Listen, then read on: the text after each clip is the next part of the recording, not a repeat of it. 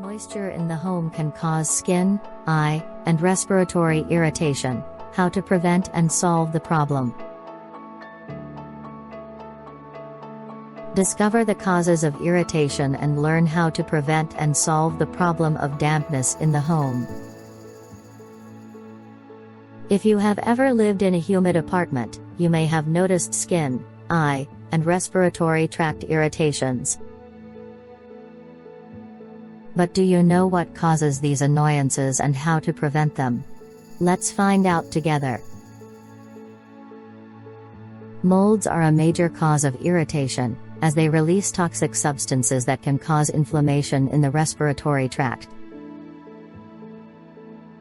In addition, damp building materials can emit chemicals that cause irritation.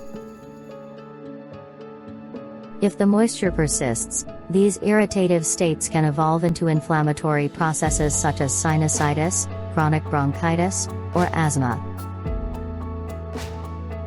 But how to prevent these annoyances? The first thing to do is to check the humidity in the home environment.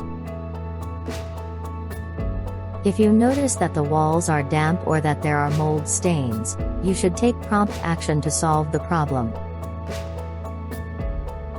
You may need to buy a dehumidifier or contact an expert to check the condition of the walls. In addition, you might consider using natural household cleaning products, avoiding those that contain chemicals that can irritate the skin and mucous membranes.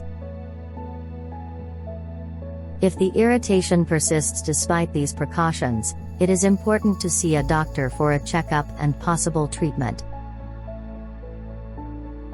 But generally, once the moisture problem is resolved, the irritation disappears. In summary, dampness in the home can cause discomfort to the skin, eyes, and respiratory tract. But preventing and solving the problem is possible with some simple precautions.